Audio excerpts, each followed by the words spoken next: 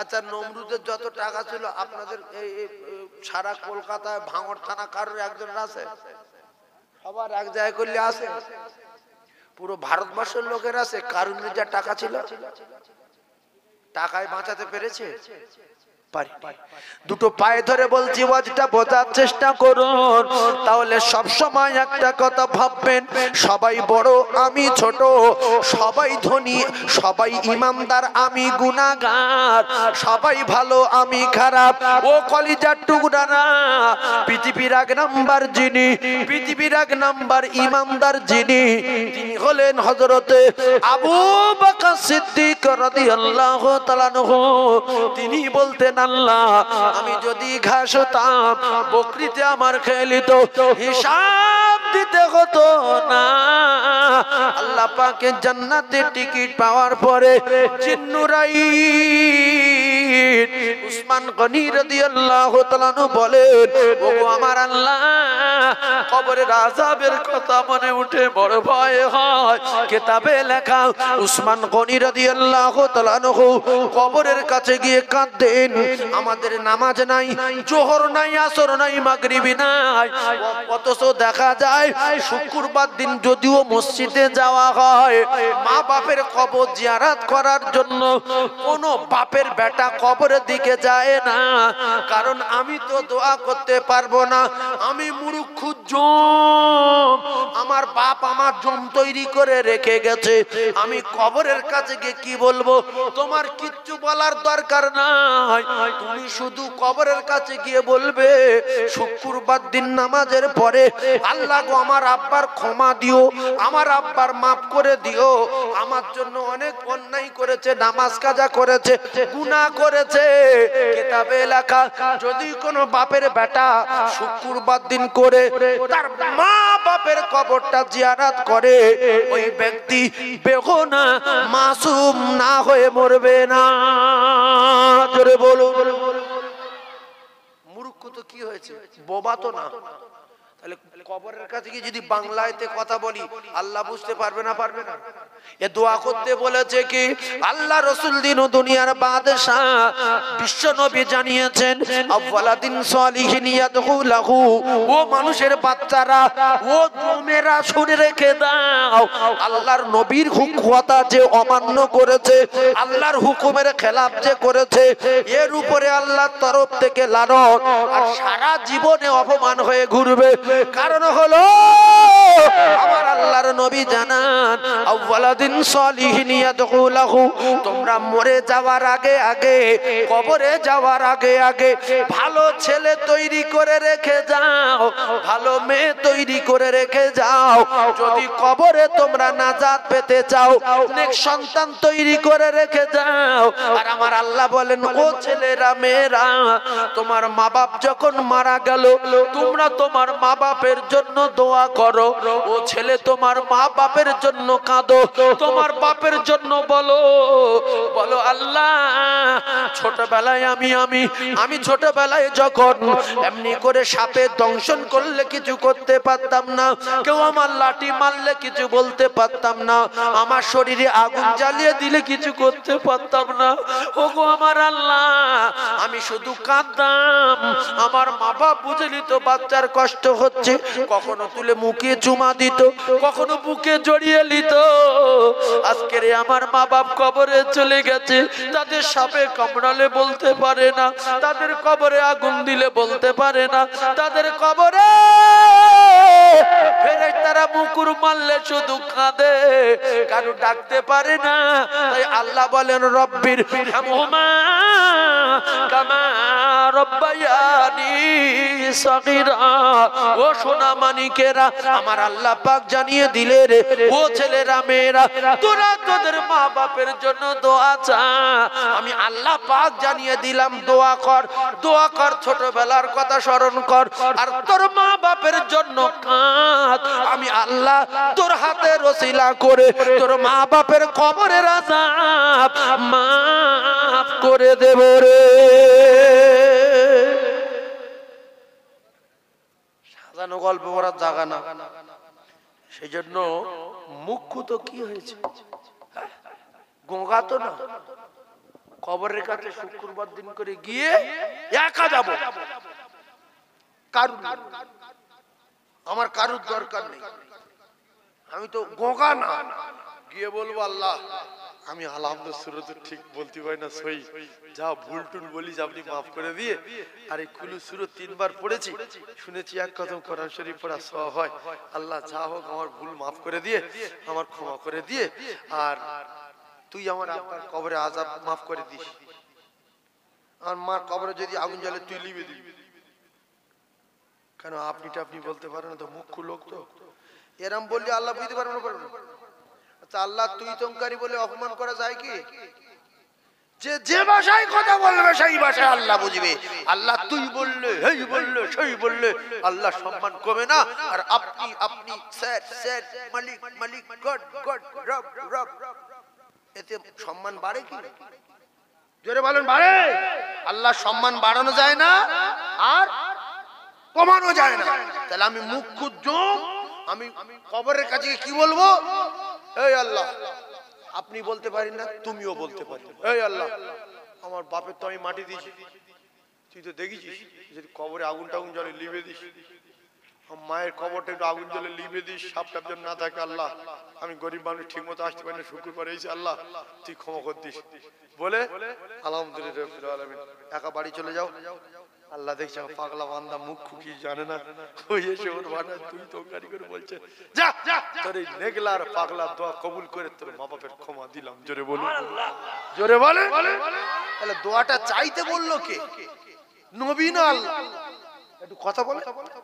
আল্লাহ বলছে এই ছেলে মেয়েরা তোরা তোদের মা বাপের জন্য দোয়া কর, আমি আল্লাহ তোদের শিখিয়ে দিচ্ছি, ছোটবেলার কথা মনে কর আর তোর মা বাপের জন্য দোয়া কর। তোর মায়ের সাপে কামড়ালে আর বলতে পারে না, খুব অসহায় হয়ে গেছে, তোর বাপের কবরে আগুন দিলে আর বলতে পারে না, তোর মায়ের কবরে মুকুর মারা ফেরেশতা দিলে বলতে পারে না, কবরে মাটি চাপ দিলে বলতে পারে না, তুই গিয়ে কাঁদ, যে ভাষায় বলবি আমি আল্লাহ তোর সেই ভাষা বুঝে তোর মা বাপের কবর তোর দোয়ার ওসিলায় মাফ করে দেবো। জোরে বলুন, আরো জোরে বলুন। তাহলে শুক্রবার দিন করে কবর জিয়ারত করবো ইনশাআল্লাহ। জোরে বলেন ইনশাআল্লাহ। গ্রামের লোকের দরকার না, আমি একা যাব। অবুঝের মতো চলাফেরা করবেন না। হাফেজ সাহেবের ডেকেছেন, কই হাফেজ সাহেব আসেন, একজন কুড়ি লোক ডাকো। হাফেজ সাহেব বলছে আমি যাবো না, যাওয়ার সময় মিলাদ দোয়া করতে হবে, অমুক লোক আমার বলেছে আমি সেখানে যাচ্ছি। আপনার রাগ করার দরকার নেই, হাফেজ সাহেব না যায় না যাক, আমি একা যাব। আমি যে দোয়াটা করব, যে কান্নাটা কাঁদবো, হাফেজ সাহেব সে কান্নাটা কাঁদবে না। হাফেজ সাহেব জানে যেখান থেকে বলে ওখানে যেতে হবে, 3টে কথা বলবো, আল্লাহ পারি আমার ডেকে নিয়ে যে জন্য তুমি তো বুঝতে পারছো, আল্লাহ সে লাইন করে দিও, এর আব্দুর রহিমের বাপের কবর আযাব মাফ করে দিও, লা ইলাহা ইল্লাল্লাহ মুহাম্মাদুর রাসূলুল্লাহ। এর তখন মন খারাপ হচ্ছে, দোয়া তো ছোট করলো কেন? বলে ওইদিকে ছুটেছে মোটরসাইকেলে, খবর নিল যে অমুকের বাড়ি ফের কবর জিয়ারত করবে।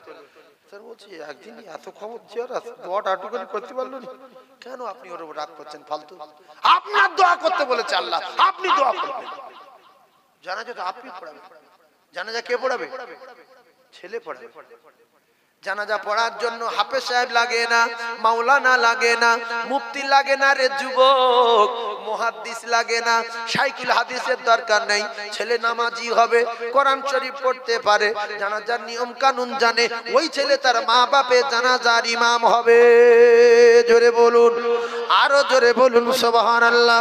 এজন্য রাসূলুল্লাহ বলেছেন তুমি তোমার মা বাপের, ও কলিজা টুকরা ভাইয়েরা, ও যুবকেরা, জওয়ানেরা, আলেম শর্ত না, মুফতি শর্ত না, মুহাদ্দিস শর্ত না, যদি কোরআন শরীফের সূরা পড়তে পারে, কোরআন শরীফ পড়তে পারে, জানাজার নিয়ম কানুন জানে, কিংবা কোরআন পড়তে পারেনি কিন্তু সূরা বিরাট সহি করে পড়তে পারে, জানাজার পুরো কানুন জানে, 5 ওয়াক্ত নামাজি, ওই বেটা মা বাপের জানাজার ইমামতি করবে, কারণ তার কোনোটা অজানা নাই।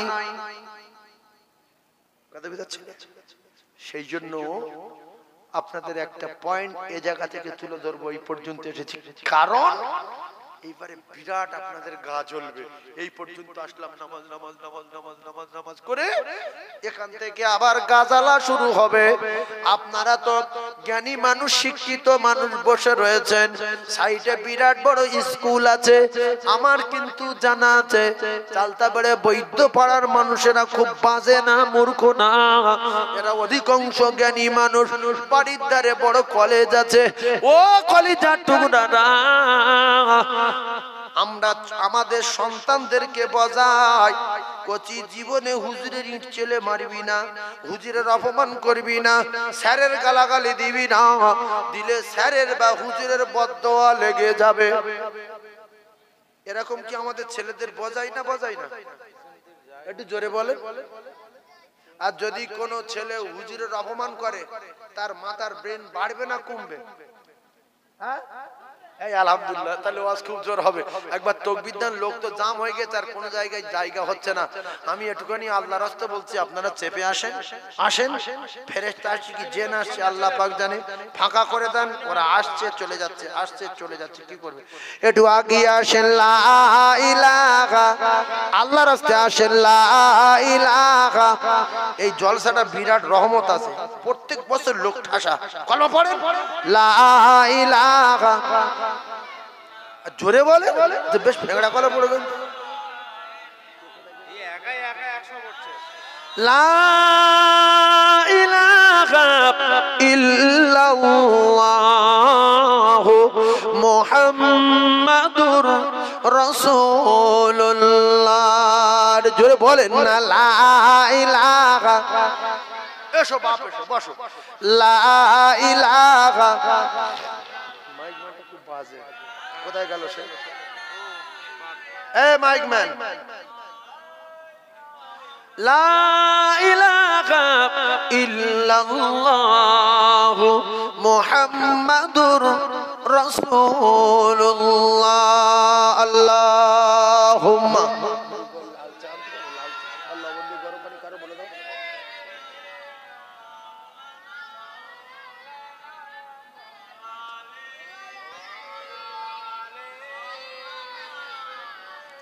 কবে তুমি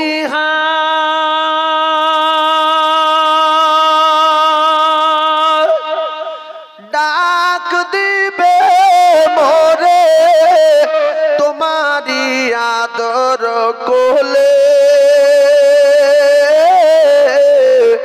তোমারি বাঁখেতে ঘুমায় পড়িব বিশ্বের মায়া ভুলে। কবে তুমি ডাক দিবে মোরে তোমারি আদর কোলে, তোমারি বক্ষেতে ঘুমায় পড়িব বিশ্বের মায়া ভুলে। হায়াত যেদিন ফুরায় যাবে মিটিবে সকল আশা,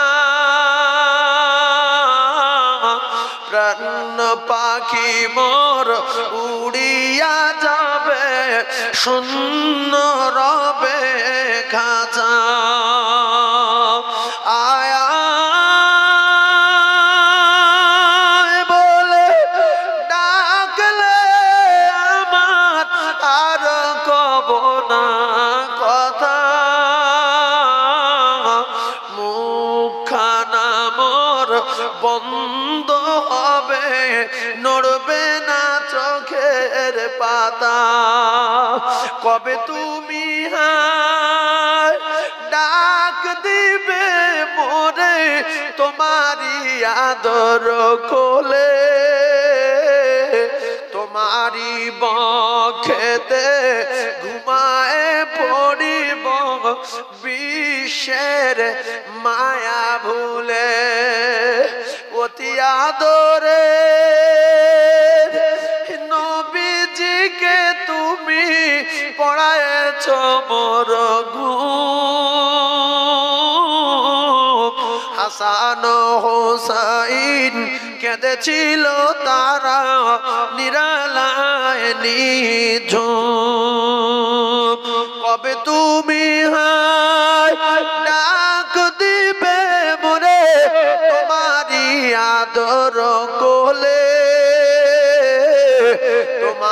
পানিব খেতে ঘুমায় পড়িব বিশ্বের মায়া ভুলে। ও সোনার চাঁদেরা, ও যুবকেরা, জনেরা, আমার আল্লাহর নবী দোজাহানের বাদশা আমার আল্লাহ পাক আমার নবীকে ইন্নামা বুইস্তু মুআল্লিমান, तमाम জ্ঞানীর জ্ঞানী, तमाम লিডারের লিডার, तमाम নবীদের নবী, तमाम নবীদের সরদার করে আমার আল্লাহ পাক পৃথিবীর জমিনে পাঠালেন। আল্লাহর নবী জানান তালাবুল ইলমু ফারিদাতুন আলা কুল্লি মুসলিম। বিশ্ব নবী জানান খায়রুকুম মান তাআল্লামাল কুরআন ওয়া আল্লামা। আমি রাসূলুল্লাহ কথা দিলাম, ও মুসলমানেরা, ও কলিজার টুকরা ভাইরা, আল্লাহ রাসূল জানান তোমরা তোমাদের প্রত্যেকটা ছেলে এবং মেয়েকে কোরআন শরীফ শেখাও, দ্বীন শেখাও, ধর্ম শেখাও। আমি রাসূলুল্লাহ জানিয়ে দিলাম দ্বীন শিক্ষা করা, ধর্ম শিক্ষা করা, ইলম শিক্ষা করা আমার আল্লাহ ফরজ করে দিয়েছে। জোরে বলুন।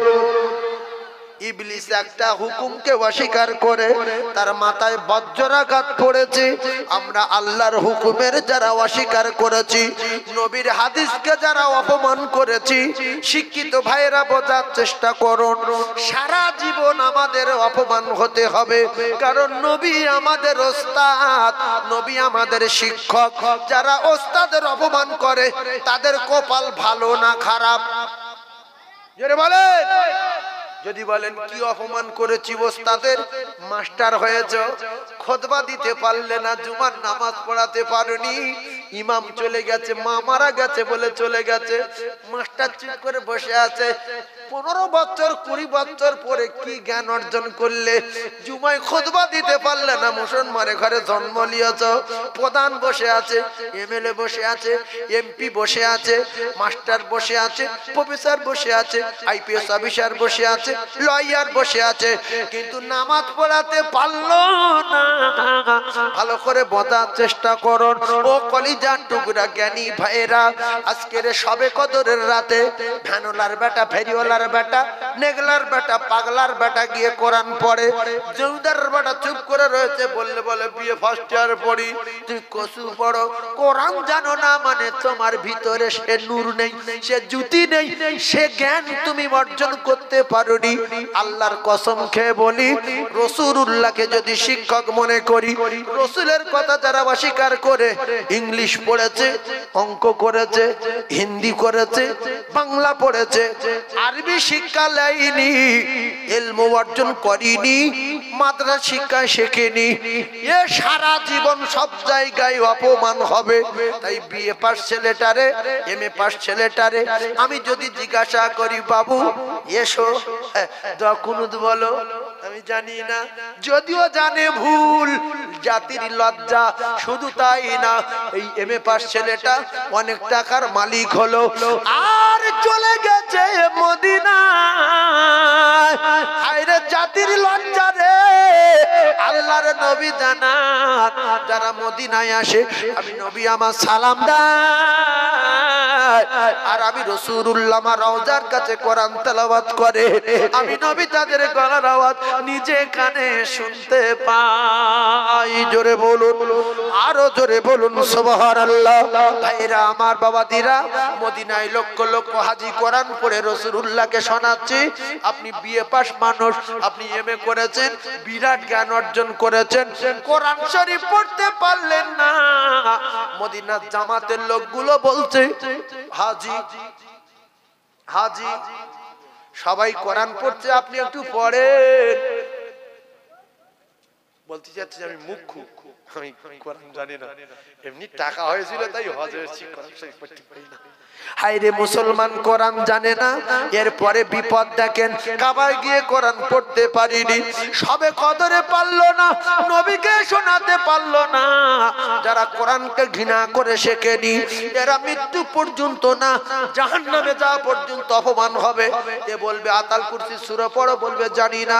আর অনেকে আবার ঘাম দেখায় বাংলা কোরআন শরীফ পড়ে বাংলা শিখে।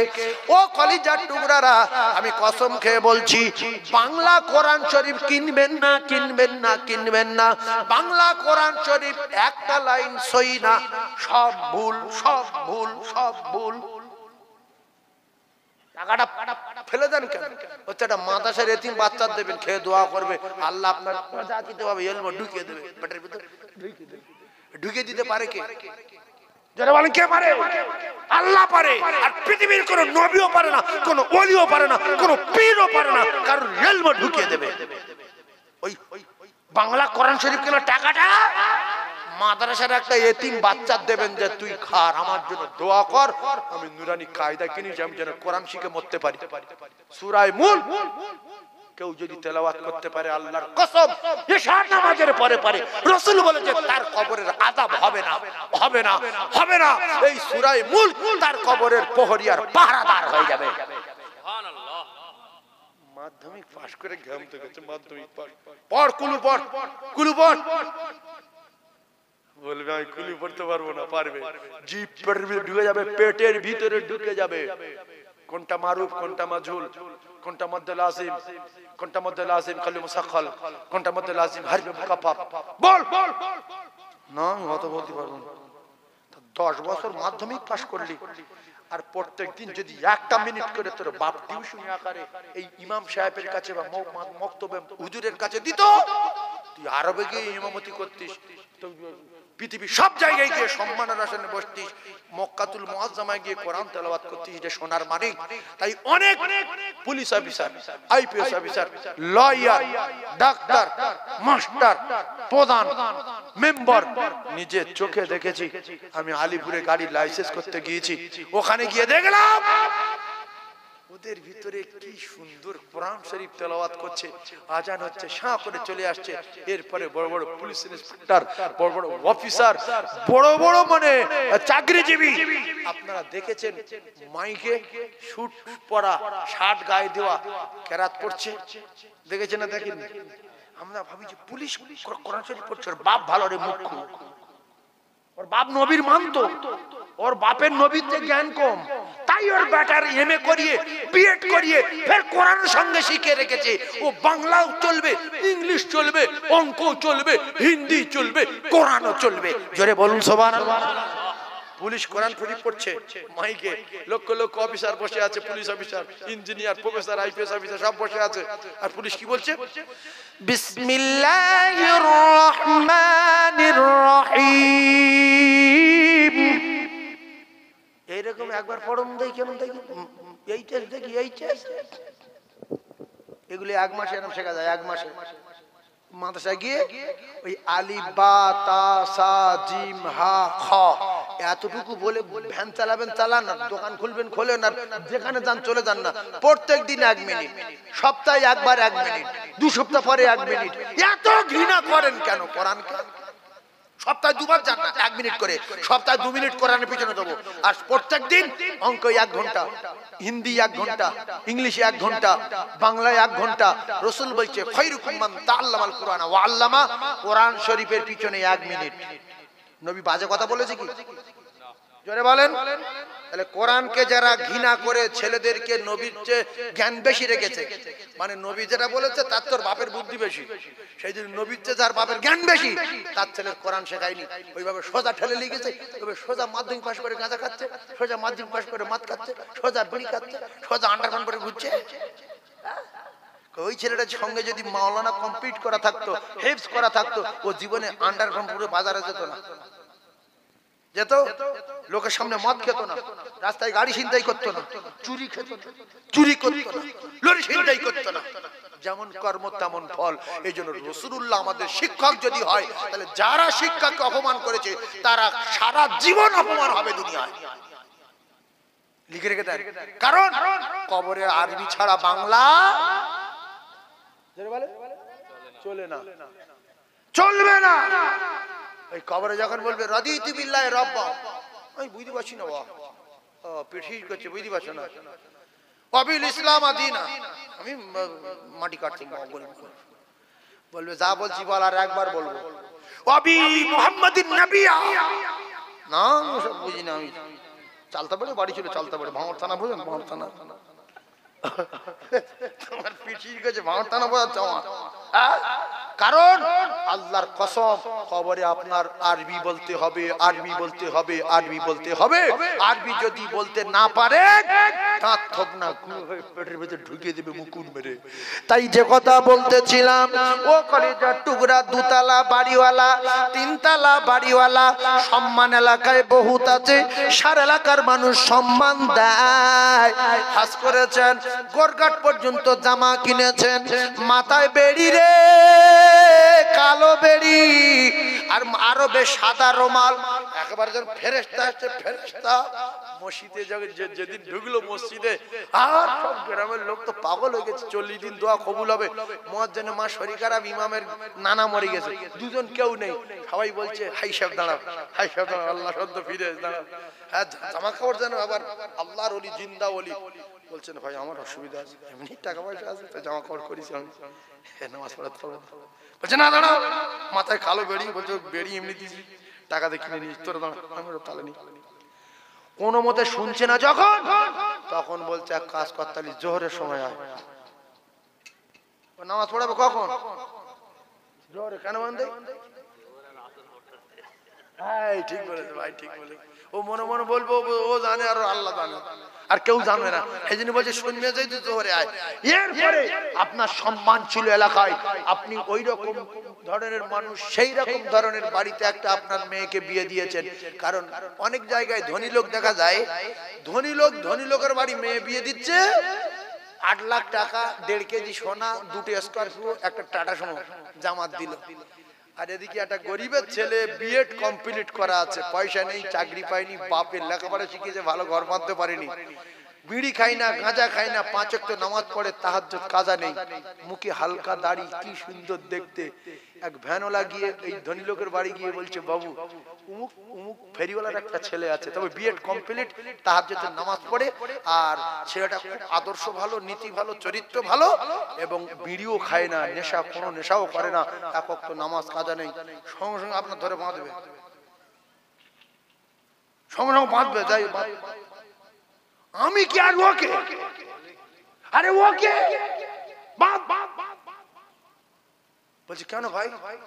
আমার 2 তলা বাড়ি, 8-10টা গাড়ি, ওর বাপ ভ্যান চালায়, এমএ বললে হয়ে গেল, মুক্কু বলে 4 তলা বাড়িওয়ালা ছেলে, 8-10টা লরি, মদ খাক, গাঁজা খাক, 150 মেয়ের সঙ্গে লাইন থাক, 250 ফোন নাম্বার থাক, কোনো দেখলো না, 4 তলা বাড়ি দেখে বিয়ে দিল, অনেকগুলো লরি দেখে বিয়ে দিল।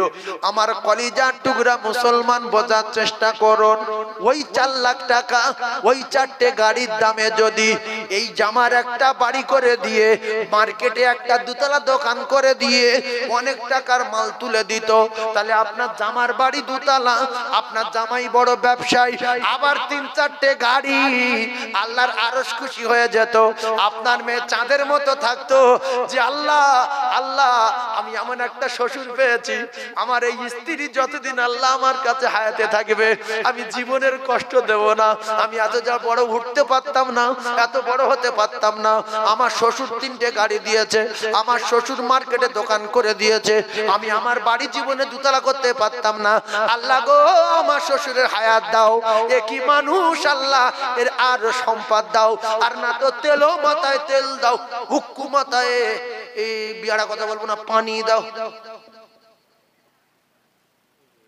হুক্কু মাথায়, হুক্কু মাথায় কি পানি দাও, ও উল্টো কথা বলি, লোক বুঝে ফেলবে, গন্ডগোল। ভাইজান আমার বাবাদিরা, আমি সব জানি, জানো না, একটা ওয়াজ লাইন ধরেছি, মেন জায়গায় যেতে পারিনি, ছেড়ে দেবো একটু, ভাই ছেড়ে দেবো কি না, একটু বলবো, সবাই এখন গজল হবে, আধ ঘন্টা ধরে শুধু গজল হবে না, কি বলেন? তাকবীরদার নারী থাকবে, নারী থাকবে। এবার চারতলা বাড়ি চলে গেছে, দুটো হাদিস বলেছি মাথায় রাখবেন। চলে গেছে গ্রামের ঠেলা ঠাকুর খেয়ে জোরে নামাজ পড়িয়ে যায়, পড়ে চলে গেছে। কি বলছেন আল্লাহ পাক। বের বাড়ি গিয়েছে, বেরা সব রেডি, যে ডাক্তার সাহেবের বেই আসছে, আরব থেকে ঘুরে আসছে, মাথা পাগড়ি। এইবার ধরে সবাই এসে নামাজ পড়াতে হবে। বলছে ভাই অসুবিধা আছে ভাই? বলছে না হোক বুঝি, যে আলেম আসে কি ধরা দেয় সব জানা আছে আমাদের। হাতে পায়ে ধরে ঠেলে যাচ্ছে, কোনো মতে দাঁড়ালো না। শেষ বললো যে ভাই এমনি আমার টাকা পয়সা আছে, আমি কোনো জানি না, জামা আরবে কিনতে পাওয়া চলে কিনেছি, আর কালো বেড়ি 15 টাকা করে নিয়েছে, মাথায় দিয়ে ঘুরছি ভাই, আমি বুঝি না। ওরা আমলোক নামাজ পড়িয়ে মাস্টার বলছে তোর বেই মুখ একদিন জানি না, তুই বলতিস মুখ দুতলা বাড়ি, বিশাল ব্যাপার, 8-10টা কারখানা, মুখ খুদ। এই মেয়ে অপমান হয়েছে না হয়নি? জামাই অপমান হয়েছে না হয়নি? আর এই বেই তো বলছে আমি তো বুঝতে পারিনি যে এরকম কাণ্ড করো, ও তো মুখ, আমি তো প্রথম বুঝতে পারি। বংশ অপমান শুধু এখানে শেষ না। আমি যদি আপনার মসজিদে গিয়ে বলি কাকা তাহাজ্জুদ পড়ো, অনেক শিক্ষিত মানুষ দোয়া কুনুত তার তিলের সঙ্গে বলো, তখন আপনি বলতে পারবেন না, আমার রাশ করবেন যে আমি জানি না জানি আপনার কি হয়েছে, জানেন বাজালো, আমি বাজালো। আপনি নবীর অপমান করেছেন, আল্লাহর কোরআনকে ঘৃণা করেছেন, কিয়ামত পর্যন্ত না জাহান্নামে যাওয়া পর্যন্ত শাস্তি কিনতে হবে, সব জায়গায় অপমান। দুলাভাই হয়ে গিয়েছে বিয়ে পাশ, আর ছোট ছালিটা মাদ্রাসায় পড়ে, একটা উর্দু কায়দা নিয়ে এসছে, বলছে দুলাভাই এটা বলে দাও, আমিও সব জানি। শালি বলছে, ও শালি ছুটে গিয়ে মার কাছে গিয়েছো, মা দুলাভাই আমার এই পড়া বলতে পারে না। বলছো তো দুলাভাই জানা না, বড় লোকের ছেলে পড়াশোনা হয়নি, ব্যবসা বাণিজ্য করে, ছেড়ে দে। ফের কোরআন শরীফ নিয়ে গেছে, এইটা বলে দাও সূরা ফাতিহাটা। বলছো মা দুলাভাই বলতে পারে না। বলছো বড় লোকের ছেলে কাজ কাম করে, সময় পায়নি, পড়িনি, বাড়ি পড়িনি। ছি ছি ছি ছি। এইবারে যদি আপনি বলেন